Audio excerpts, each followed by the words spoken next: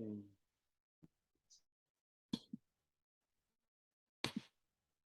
All right. So last time we talked about the true evil pervading everywhere. We stop right here. The bright nature of wonderful mind. Mm. That Ananda request the Buddha taught him. Mm. Mm. Okay, let me wipe out Ananda's destination, rooting out the self-isolation. The Buddha said, I have explicitly revealed the truth to you, yet you do not awaken to it, but mistake it for being a self-isolation. Ananda, if it is the self-isolation, you should show innocent. It should show clearly that its substance is a self. Now look into this wondrous scene and see what is this self. Do you mean that light, darkness, clarity, obstruction is itself Ananda? If light is itself, you should not see darkness.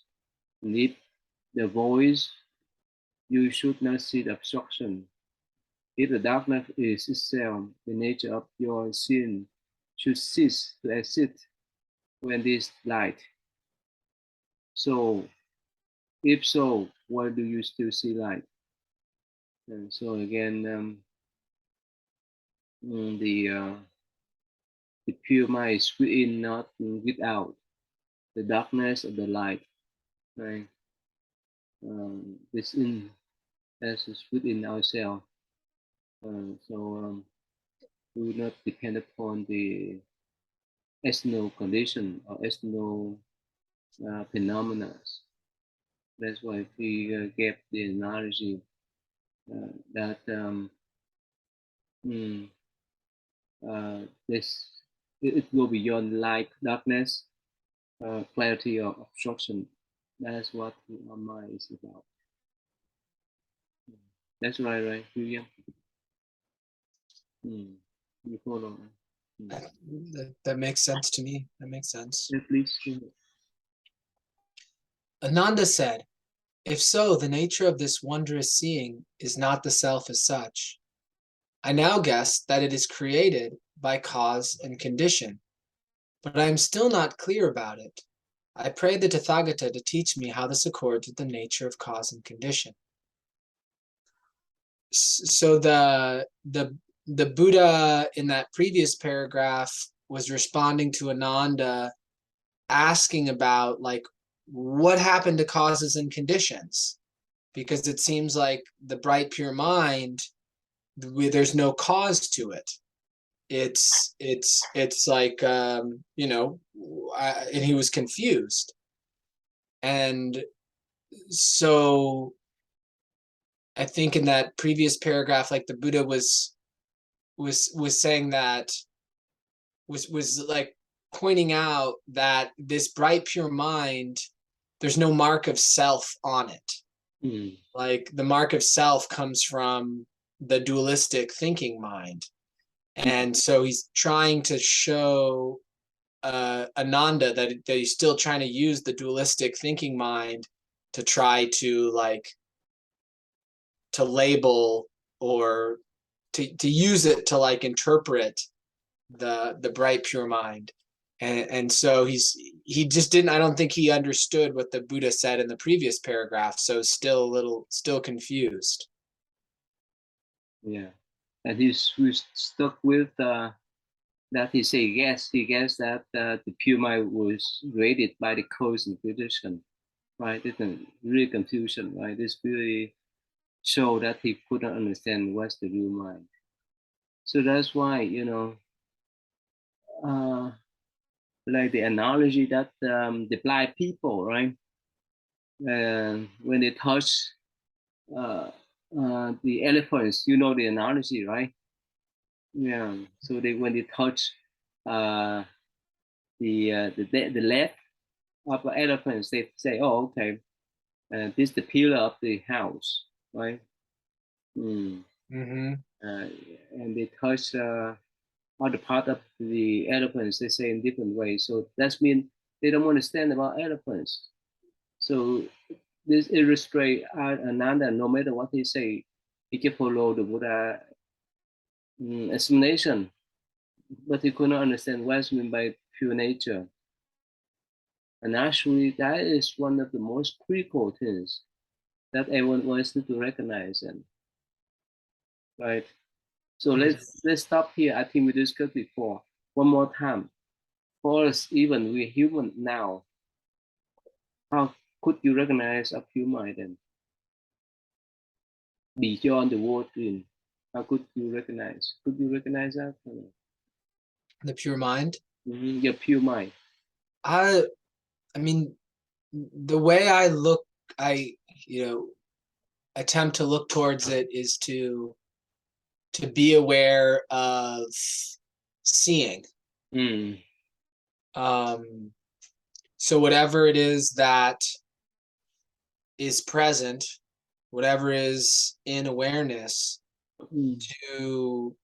to notice it, but then like turning towards, or like kind of intending to turn towards the seeing itself, but there's nothing there. It's like it kind of brings my mind to a place of stillness gradually, and um and then it almost it almost feels kind of like trying to see the line between two things or something. I mean, I don't really I don't really think about it, but if I try to kind of describe that initial sense of what it feels like trying to do, because there's not a thing to turn towards that's seeing.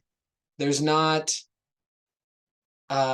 there's an awareness that there's a seeing, there's an experience of it, and then turning towards it is just like the mind's ability that just kind of it's like a stillness. It's like the mind's ability to go forward. The small thinking mind sort of stops, but something like it's feels like something is happening to the small mind in that place of like not not really being able to do anything. There's like nothing to think about or to assess. Mm.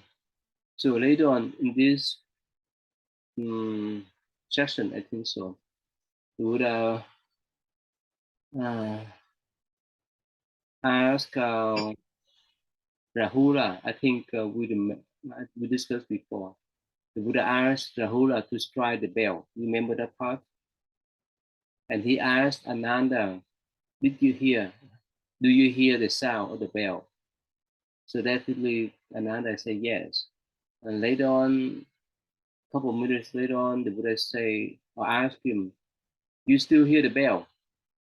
Ananda say no.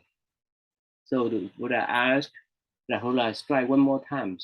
He asked the same question, and Ananda respond to the same answer for at least 3 times. So Buddha say, "Wow, what happened to you?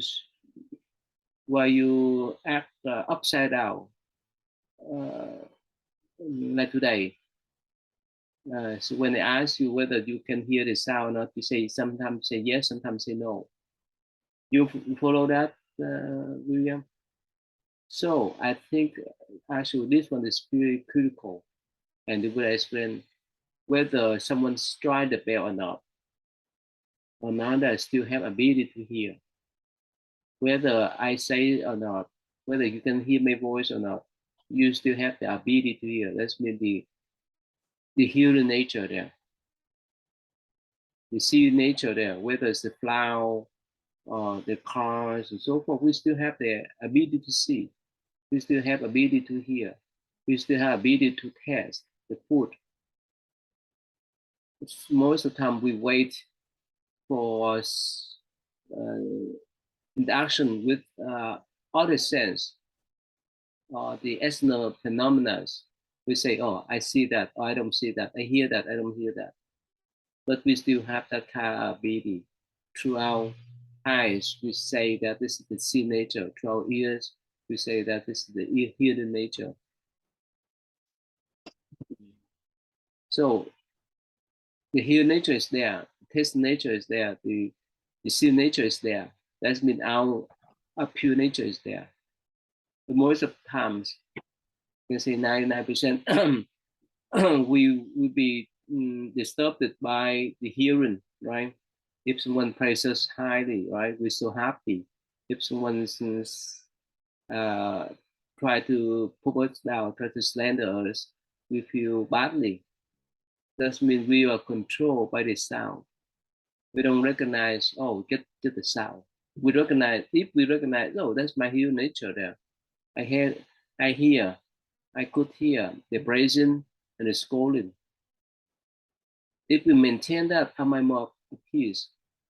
If we maintain that, am I more calm and stable instead of being fluctuated by those type of sound, those type of sight, beautiful, ugly, and so forth. So I love this part. The Buddha gave clear example of a pure nature throughout, let's say, our human nature. So the problem is that somehow we get used of following this sound since we were little, and everyone around us they follow that too, right? So they get emotion when someone say something about them, and we get used to that so many years. But let's say if the whole society get remind each other, okay, it get the sound, we accept that it get the sound, and that our human nature is there. Whether people praise us or put us down, it's just the hearing, it's just the sound. Am I more calm? Am I more peaceful? And that is the way we can live within human nature there. Or if we see some beautiful flower, or we if someone drop some garbage in front of our door and so forth, if we say, "Oh, okay, that's my here, my see nature," so those external phenomena will not disturb our mind at all. I think you know the story of a Zen master, right? So he's very famous in Japan. So somehow one day, one girl, uh, actually that girl together with her families used to go to that temple to listen to the teacher of the Zen master. So somehow the parents found out that the girl was pregnant. You know that story? Mm-hmm. Yes, sir. Yeah, what's about? Yeah. Well, the girl blamed the Zen master for her pregnancy when it was really like a young man that she'd been secretly seeing. Mm-hmm. And so the parents, when the baby was born, the parents brought it to the Zen master and said, like, this is your baby, you take care of it. And I think this is the one where the Zen master just says, is that so? Mm-hmm. Yeah, And that's one. Mm-hmm. and then he took the child and raised it and took care of it until like years later the young woman confessed, and they came back and apologized to the Zen master. But I think I'm missing part. I think there was some other turn in there because he said, is that so, a few times. Yeah, the first one is the last one too. When they came Okay. apologize to him, he said, "Is that so?" So when the families, when the parents came up to accuse him, right? So everyone left him, but he still took care of the baby uh, as his own child. And even in some story that in the story say that he went from mountain to downtown to get some milk for the child, and people looked down upon him uh, badly. But he didn't care. He just took care of the baby. And when the parents came up and apologized, is that so? Oh, So that is the even mind, right? That's the stable mind. He just hear, he just hear the sound, the praising, the scolding, the accusation. He treat them equally. He just accept that. He just recognize that. He just keep with his pure mind. But for us, it's no way. It's not easy, right? Easy Yeah. to remain calm like that, right? And especially nowadays in this country, right? If someone accuses us wrongly, right, it's not easy how to deal, right? So again, that illustrates. Actually, I put that video clip for my students to see, Mhm. and they, yeah, of course, they understand that clearly. That's just the way that the Zen master uh, could overcome any kind of difficulties. Mm, mm, Yeah. Anyway, so again, later on, that part will pop up.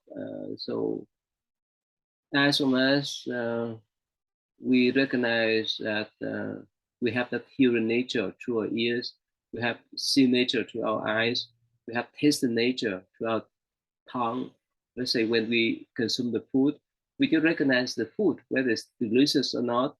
We get the food, right? And if we train our mind in that way, it's easy for us to have this type of impartial mind, right? No matter what happens. And through our nose too, if we smell, right? It's smell the perfumes, yes, it's nice.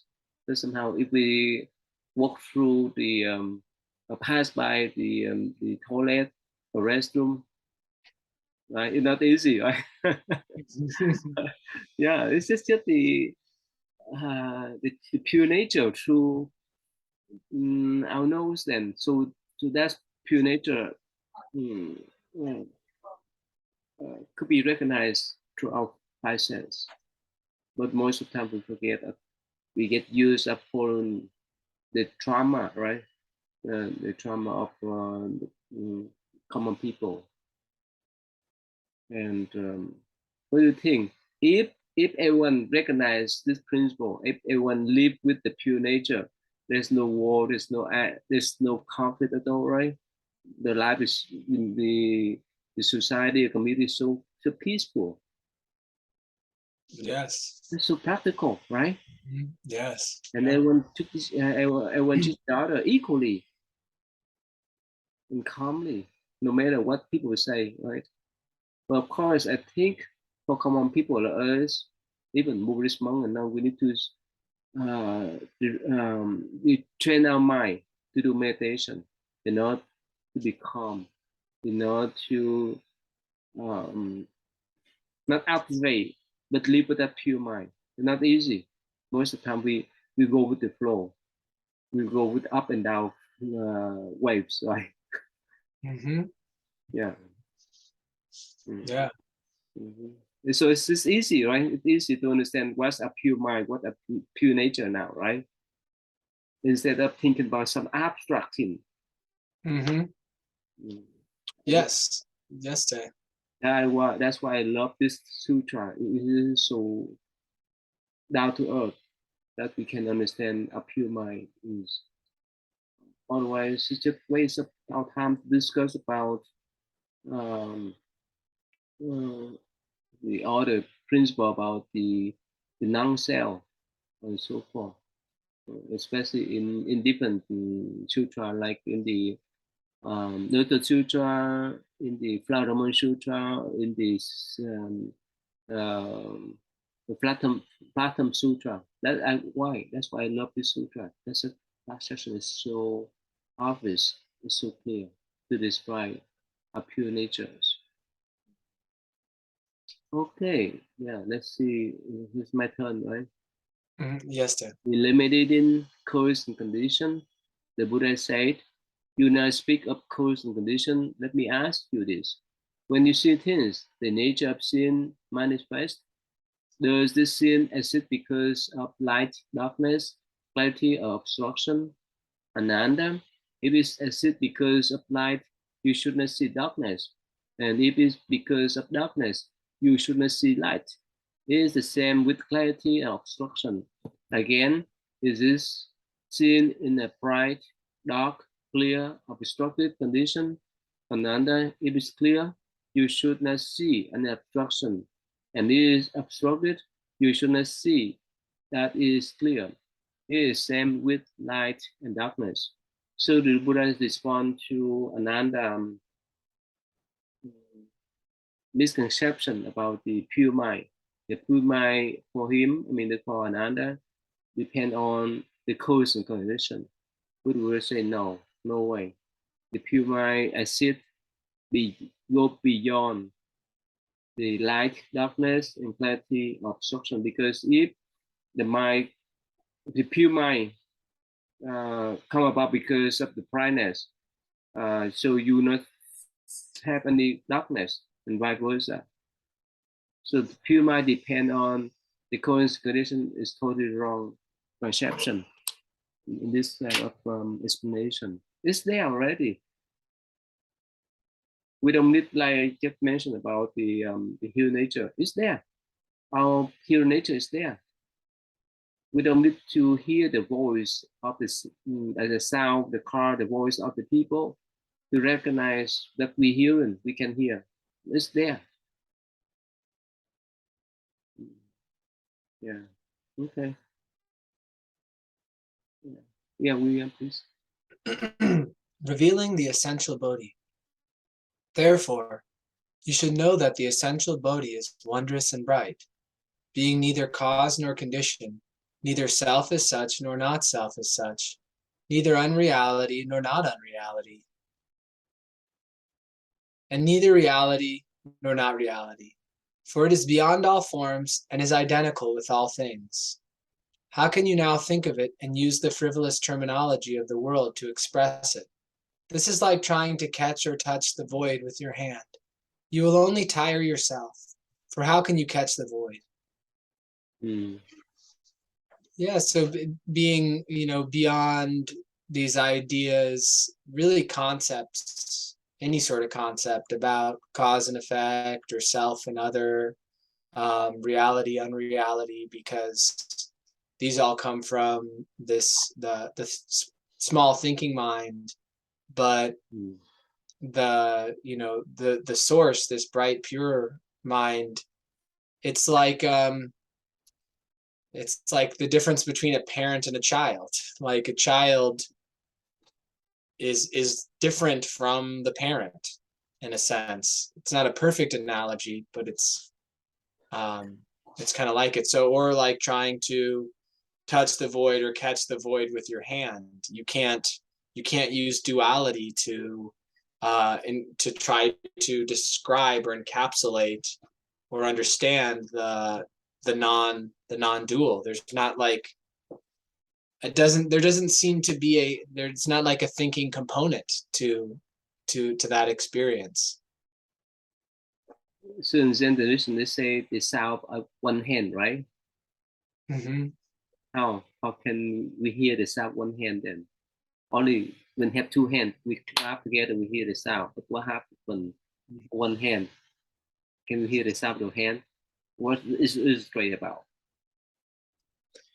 Whenever that question, I mean, I've never like engaged with that koan with a Zen master, but that question just leads me to that place of like that same sort of thing of like being aware of seeing Mm-hmm.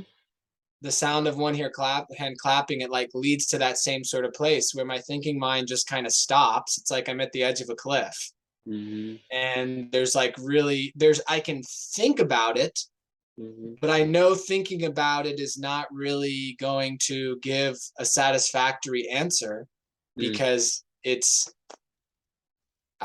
seems like the point is to put this thinking mind in that place where eventually there's some sort of realization happens.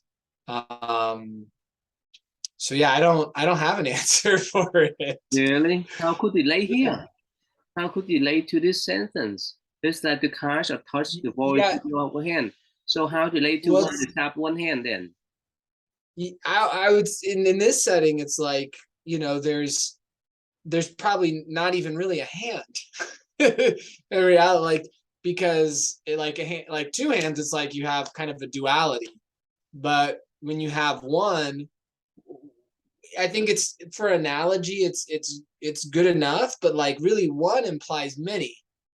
Like one and many are just another duality. So it's like kind of the true mind is like no hand, but it seems to be like addressing that turn between duality and non-duality, Mm. where you can't use the ideas of duality to describe the ideas of non the like the reality that's deeper than duality, that gives rise to all of this, all of the things which, including the mind that allow the small mind that allows us to make distinctions. You remember the image of Bodhidharma with one shoe? No, I You don't. remember that? No, Or you never seen this? I have not. See that? You know the original story of this one shoe? No. Hmm. Okay. You see that he carrying one shoe, not a pair. So the story is this. So uh,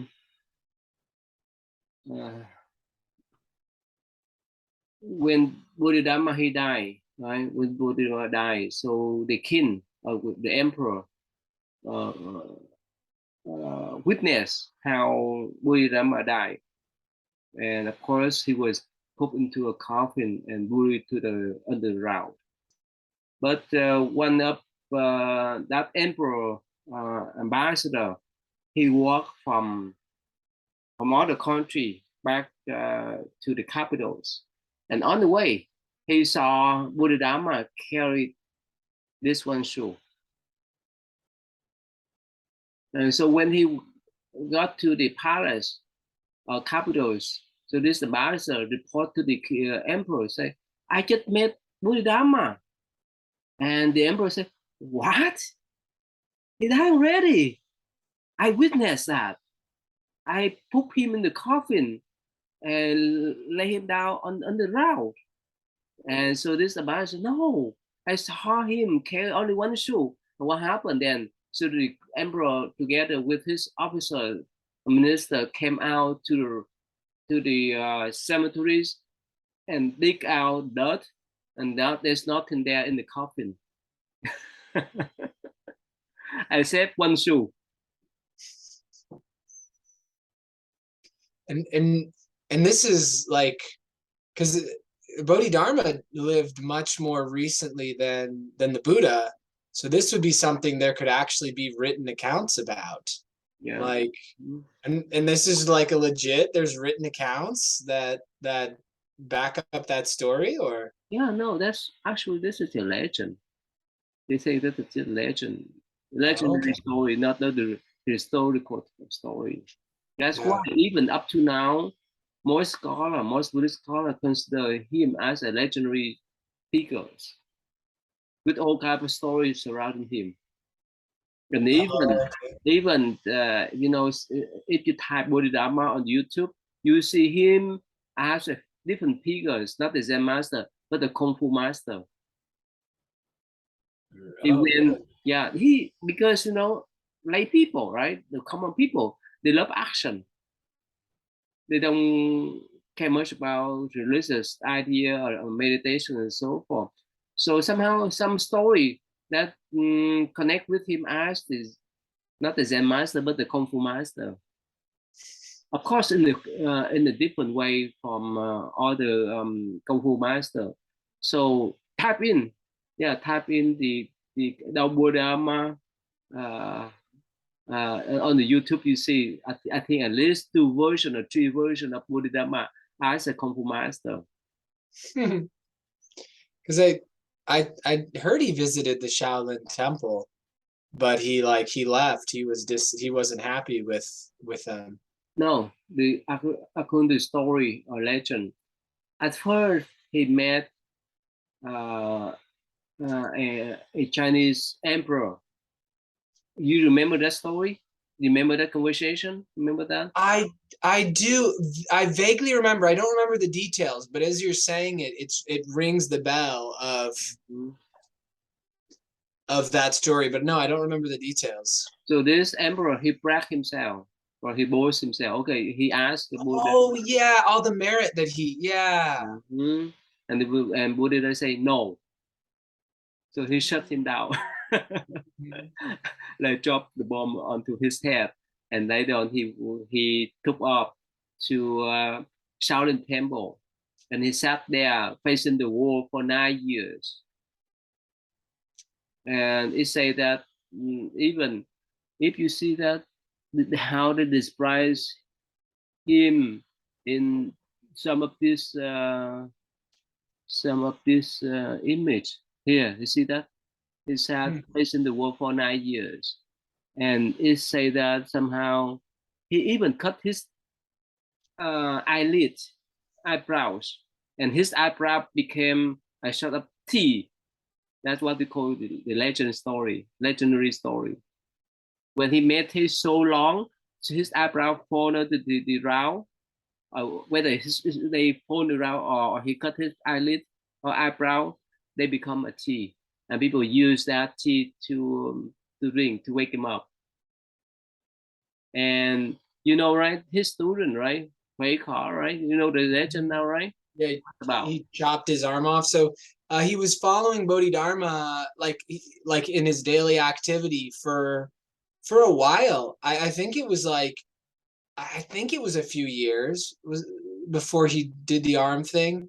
But Bodhidharma, this student wanted to learn from him, and um, Bodhidharma wasn't like teaching him verbally at all, Mm-hmm. but the student was following him. Like I think he was doing what he was doing.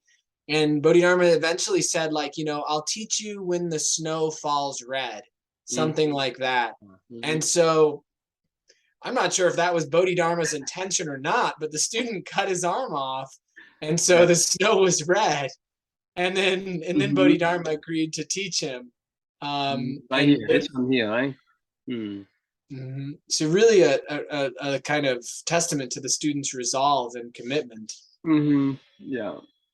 Actually, somehow it say that his student knew on the snow for 3 years. I don't know.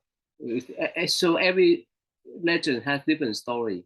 That's why the scholar, most scholar consider him as a legendary figures, not historical figures.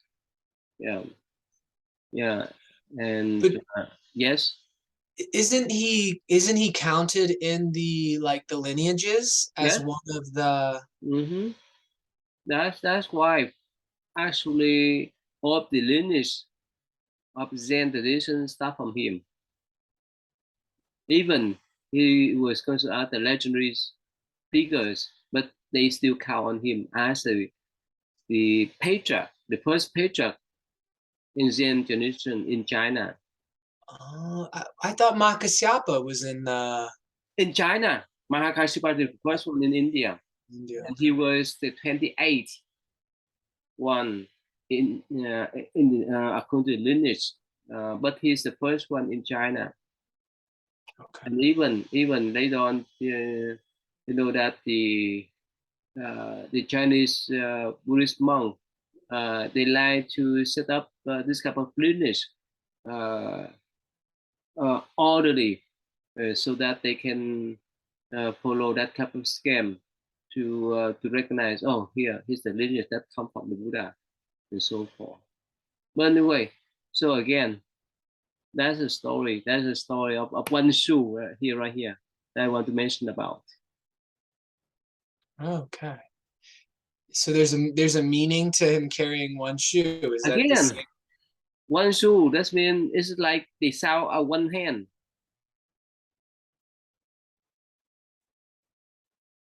You got that now? Mm-hmm. Yeah. When we have the pair of shoe, right? That's duality. One shoe is talk about ultimate goal, ultimate sense, or that pure mind. That's what we want to achieve, want to live with. That's what one shoe is about. It certainly would be funny seeing a guy walking not with the shoe on his foot, but just hanging from a stick behind him. Mhm. Just one shoe. That would One be. shoe, and that's why again, it's a love story. But anyway, it is some teaching that people thought that this is a teaching, but for the scholar somehow it would not. It may not. Uh, you know about his teaching. You may not know that type of books, right? Bodhidharma's teachings? Mm-hmm. I don't. I don't think so. No. No. Okay. Uh, yeah. Actually, in my Buddhist meditation class, I assign my student to read those teaching. Yeah. Hmm. Yeah. Let me pull out and see here. Hmm. So again, you understand about how to the sound one hand now, right? Yes, I think so. I don't know. You think a Zen master would accept that sort of answer, though? I feel like they'd be Definitely. like, "You're It, thinking." If I uh, said, they they're. It seems like you can't really think with them. mhm. But in the Zen tradition, it's better to explain in brief, right? Because as long as you understand the pure mind, it's easy to explain. If you don't, you can use all kind of certificate, principle, or philosophy, but somehow you still far away. Let's see here. Let me find the articles.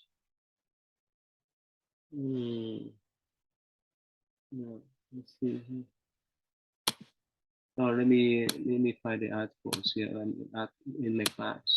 This is my syllabus, mm, and most of my students, or all my students, are not Buddhist. They're Christian. But somehow they learn more advanced. Let me find out the articles. Mental achievement, Mahayana Academy, something, time. Oh, okay, this probably if not, I will reply for you. I will send to you. Mhm. Mm.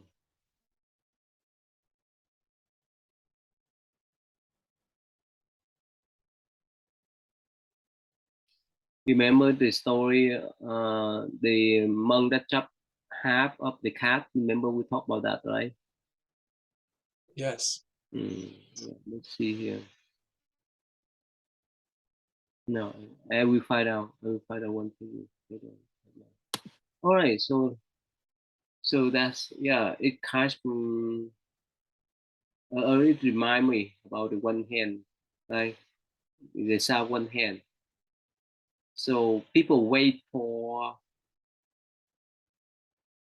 another hand or two hands to make the sound, right? Is it like we wait for someone's speaking, or we wait for the sound of external phenomena to hear, right? So when we slap something with one hand, or we slap the air with one hand, can we hear the sound? Mm. If we have instrument, we can hear, right? Yes. Yeah. In such a point of view, right? But in the Zen tradition, in the Zen view, whether we use one hand, two hands, it doesn't matter. We still hear. We still have ability to hear the sound. That's So opinion. one could maybe answer that question by like the sound of one hand clapping by saying like it's the same sound my hearing makes, Yeah. Mm-hmm. something like Same. that. It's Yeah. the same. It's the same. But for most of us, that's why most of us confused. Most of us go with the flow of our emotion. Right? We wait for something else happening out there in order to hear, in order to see, in order to taste. but we have ability to hear, to see, and so forth already. So, Mhm. yeah. Okay. Yeah. Please. Yeah. Brushing away wrong assumptions. Ananda asked, World honored one, if the nature of wonderful enlightenment has neither cause nor condition, why has the Buddha always told the bhikshus about the nature of seeing which exists because of the four conditions of voidness, light, mind, and eye? What does this mean? The Buddha replied, I spoke of worldly cause and condition, which have nothing to do with supreme reality. Okay. Yeah. Um, so yeah, Ananda's questioning about the earlier teachings that he'd heard, and those earlier teachings were worldly teachings. They're to bring people to a place where they could understand a deeper teaching. So they weren't the supreme reality. So there's the relative and there's the supreme. We can't completely discard the relative, like if like you said earlier, Tay, that if we can see sound as just sound, our mind will be undisturbed by praise or blame. But if we're stealing from people, and that's why people are blaming us, like there's really a good reason to blame us. And Mm-hmm. then I'm just like, well, that's just sound. Then I don't, I'm kind of I'm trapped in the relative still. I'm not going to be living in the absolute truly. I mean, there may be scenarios where someone's, perhaps you could justify the stealing in a positive way, in extraneous conditions, it's out of compassion, whatever, but just like generally, so we need the kind of we need the understanding of the relative, what's right, for a good foundation to be able to actually um, uh, cultivate the living in the supreme. So, how can we make connection between conventional truth and ultimate truth here? Mm. How? How can we live in both truth? Or we have to jump, or we have to choose from one the others. Well, it seems that right action flows from from an undisturbed mind, And and so by practicing that awareness of, we could say, in this, the seeing or the hearing nature, and remaining calm, well, we wouldn't be stealing in the first place. So mm-hmm. we wouldn't have a good reason. There wouldn't be a good reason for someone to get upset with us. So yeah, right action is a natural expression of the original mind. And again, right thought. Whenever we have right thought, the pure thought. Without pure thought, we would not harm anyone else. But when we have a crooked mind, right, it start the problems. Mm-hmm. So that's why, uh, uh, especially for the Mahayana traditions, um, as long as we have pure mind and sincere mind, we are in line. We resonant, right? Resonant with the pure nature, resonant with our pure mind, with the Buddha mind too. Yeah, we could say resonate or have resonance with. Resonate with. Mm-hmm. Yeah. So there's no way, if we have the pure mind, there's no way for us to think in the crooked way, to harm others.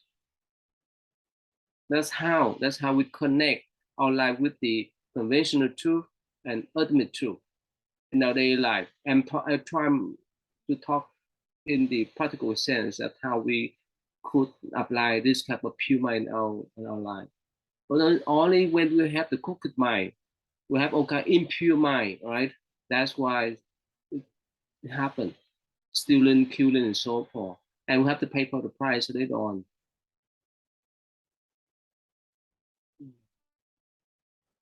So that's why in our practice, to utilize the pure mind, a sincere mind is so important.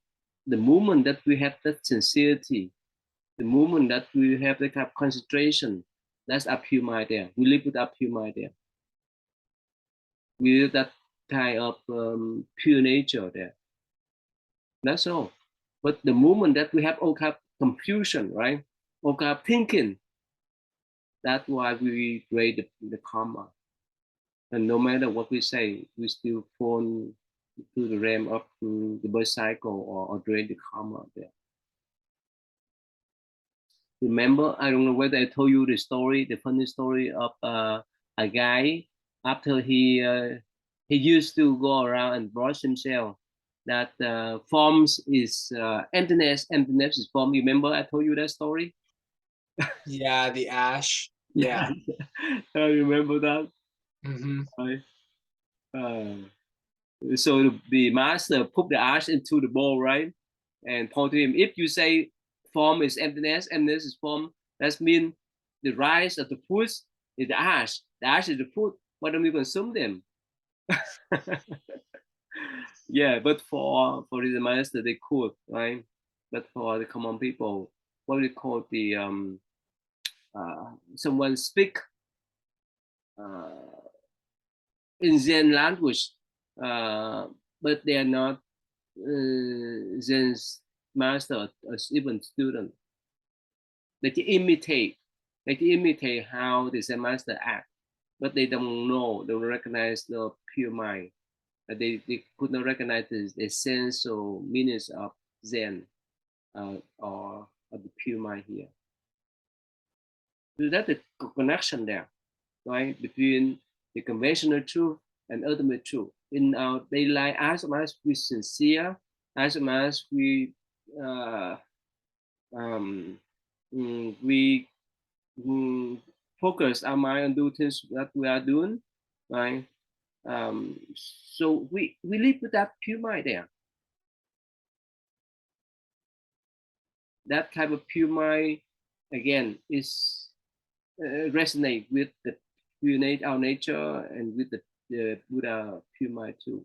And that's why uh, some people, when they encounter difficulties, if they have kind of sincerity to pray for Buddha and Bodhisattva, they can get or absorb or receive that kind of blessing. Like we have what they call the converse mirror, right? Converse mirror or a solar panel.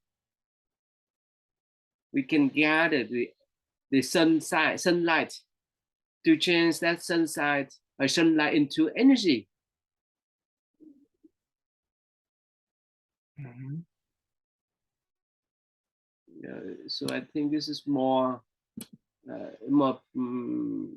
practical for us to understand that sense. Yeah. Okay. All right. So yeah, let's move on then. Eliminating their sense of perception, review to review conceptual enlightenment without Ananda's discrimination. Ananda now asks you this: when a worldly man say that he can see things, what does he mean by sin and not sin? Ananda replied, when a worldly man see the form by the light of the sun, the moon, and lamp, this is called sin. But in the absence of such light, he cannot see anything. So again, Ananda always fall the trap of duality, right? When there's the light, when the sun is, when there's the light of the sun, the moon, the lamp, he say according to the worldly man, right? He can see, but there's if there's no light, he couldn't see. Mm, okay, yeah, please. Yeah.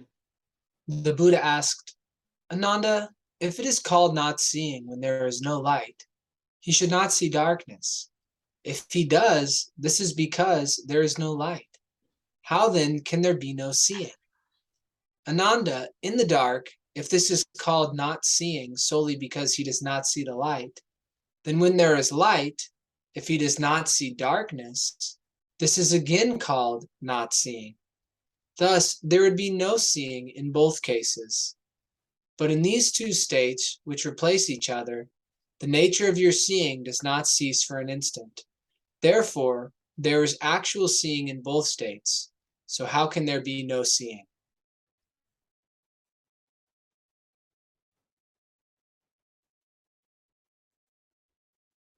Yeah, and that makes total sense because you know we may commonly say in language like, "Oh, I can't see anything," if we're in a dark room, but that's like a functional thing. Like I can't see anything in order to move around. I can't see the objects, Mm. but it's not nothing.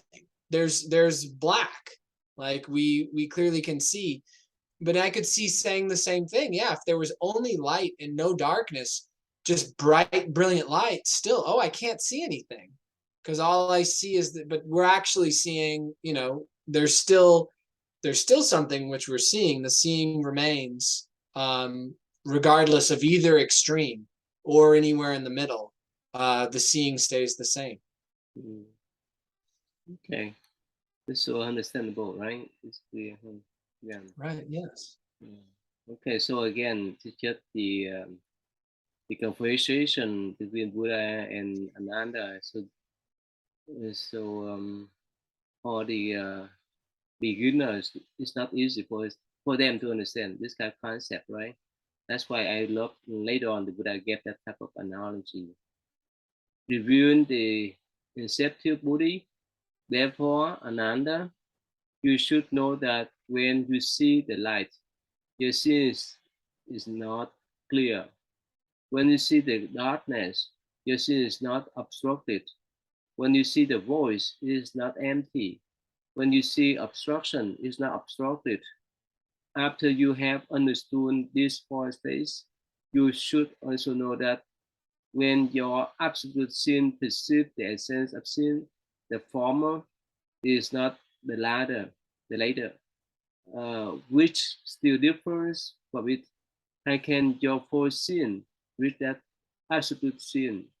So again, the pure mind, the pure sin, would not depend upon the darkness, would not depend upon the voice, the light.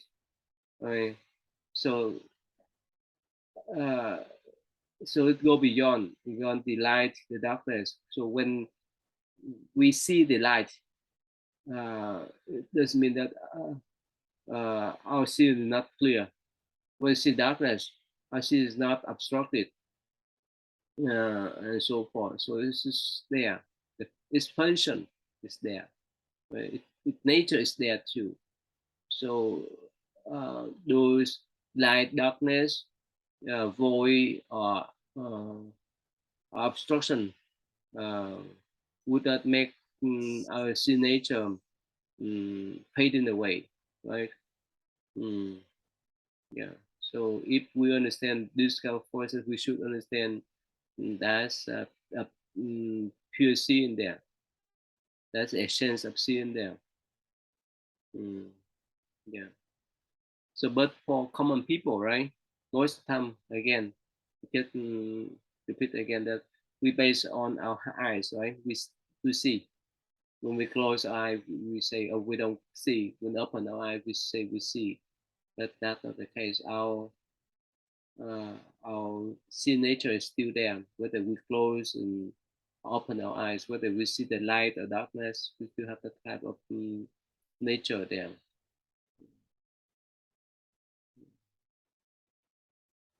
Okay. Yeah, please. How can you speak of cause and condition of the self existing as such, and of the so-called union? You are all ignorant and narrow-minded hearers, and cannot understand pure and clean reality. I now teach you the truth into which you should look carefully. So do not allow indolence and remissness to obstruct your path to profound Bodhi.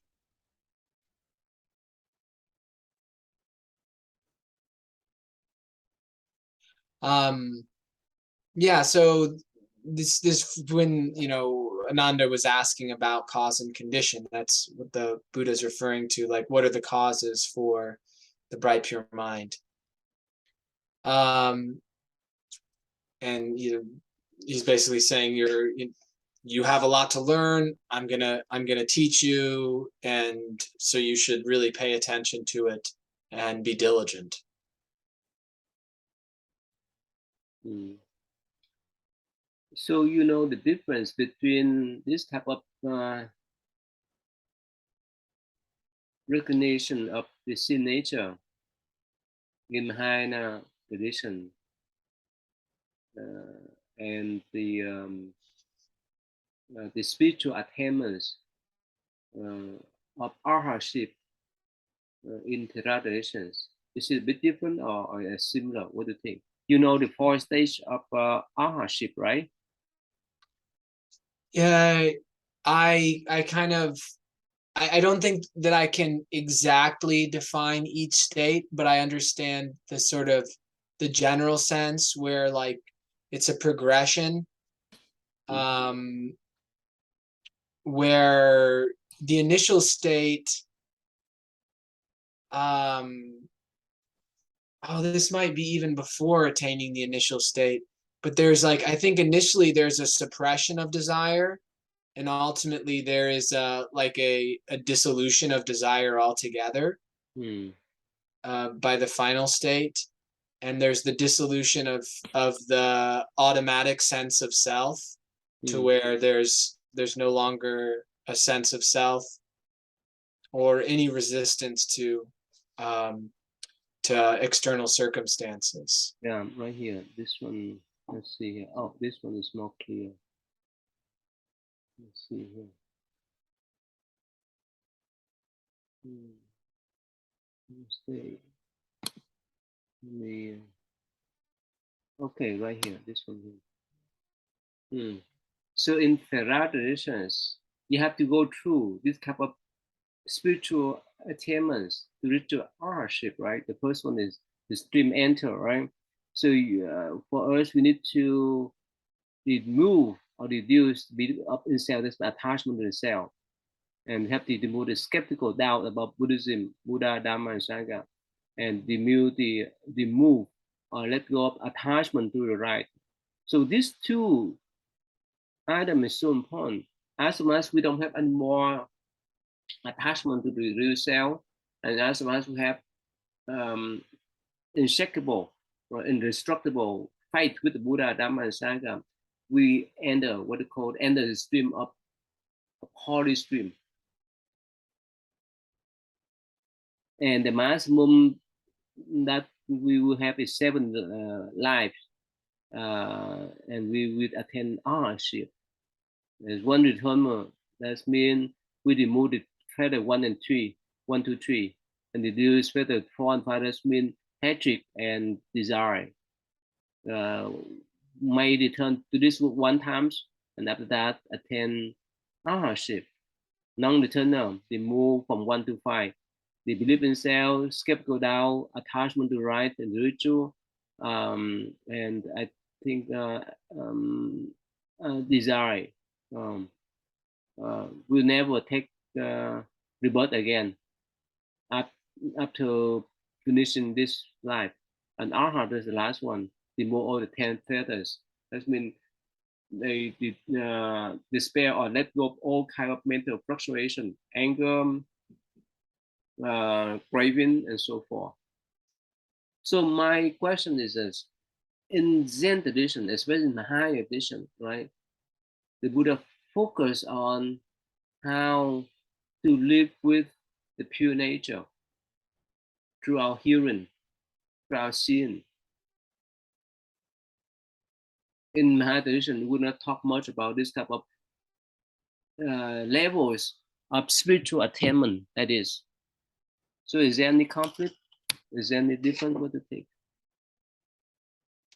I don't think there's any conflict because like ex- experiencing the seeing nature is going to help to resolve doubt, also attachments to particular forms, and a belief in a self.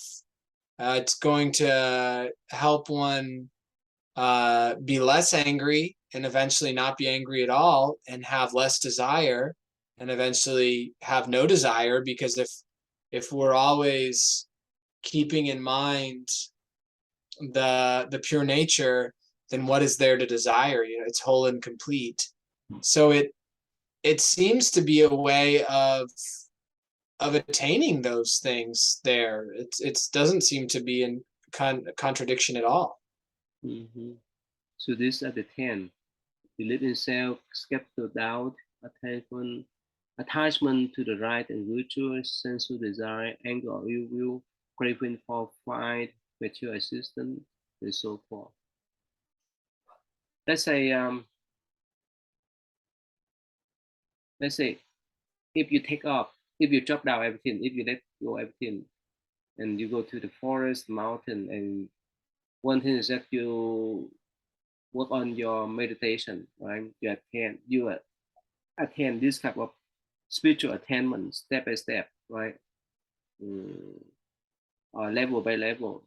That's one option. The option is that you just go to the forest and live with your pure nature, whether it's any sound or not. You still okay. I have my pure nature. So which one you think is more comfortable? Which one is more convenient? Which is more practical? Which one can help us to purify our mind quicker? In both cases, going to the forest and like letting go of worldly attachments, what would the practice be in the first setting, if not recognizing the pure nature, just simply like the breathing practice, Mm. or like Yeah, contemplating any sutras? practice, whether it's you working with breath, meditation, or doesn't matter. What do you think? Well, and I think they do meet. I think they meet because, like, if one's not intending to, like, or even maybe not even thinking about the pure nature specifically, but has like an idea of enlightenment, if they're just following their breathing, at times they may like slip into that awareness of that's very similar to acknowledging the pure nature. So I mean, I think either way could be okay, and maybe some are better for different people at different times, like Mhm. just depending on how their mind is. Maybe somebody, you try to tell them the pure nature thing, and they're like, "What are you talking about?" But you tell them follow your breathing, and their mind calms down, and then a couple of years later, they know what you're talking about with the pure nature. So I mean, either way. And in the Tibetan tradition, right? Especially for the monk who made the mandala, right? When they make the sun mandala, they have to visualize themselves that they live in that pure land. For example, that's the pure land of Amitabha, the pure land of Medicine Master. Or even when they make mandala of handicapped deities, or guru, or Tara. So they are one with those guru, with those Buddha. So they transform themselves from the mundane mind, right?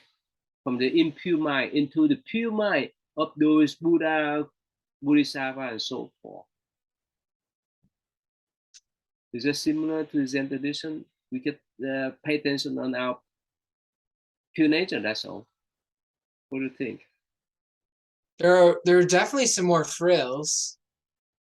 Like there's more frills in the sense of holding a particular form in mind, and like kind of actively creating a particular form. Um, in Zen, I mean, there is some active engagement with koan practice, Mm-hmm. certainly, but it's not as creative. Um, so it's different in some measurable ways, but the ultimate goal, um, there seems to be a lot more imagination involved in it. Where in Zen, there's no active engagement in the imagination. Uh, I think it's hard for me to like really truly understand the value of that practice as well and compare it to Zen practice because I've always thought it was kind of cool, but I've never experienced it. I've never had like an empowerment in the Tibetan tradition. So I'm not sure like the state that they're entering into because where I am now it would feel kind of like I was imagining. Mhm. I think it's so important, and probably next time we can spend more time to discuss why nowadays not many people like to do Zen at all because it's so simple, and because of that kind of simplicity, they don't get that. They need somehow some rules to follow, some paths, some techniques, some map to follow. So it's so important. And then later it's so nice to not have to not have as many rules or techniques. It's like it's so nice and simple. But yeah, I get that in the beginning. Mhm. Yeah, I think Yeah, because we use the same mind that is kind of bound up to try to choose which path to take. because somehow people get used of manipulating their own mind, even our own mind, right? We used to have that type of manipulation. That's what not easy to live with a simple life, a simple mind. That's why we need to have some kind of elaborate techniques, right? To hold on. Need to have some kind of um, profound uh, visualization to keep our mind interest on. Mhm. You see that? Yeah, that makes sense. I mean, especially, I mean, nowadays, the amount of stimulus from a young age that pretty much everybody gets Yeah, that's why we is, get used to that already. Then you know why somehow now you heard of the Vipassana tradition is getting popular. People get used to that. We will like it. They're not much talking about the Zen yet. Mhm. When Buddhism just spread to America, yes, many people have interest in Zen, but now it's fading away. I didn't realize that. Oh, yeah. Hmm.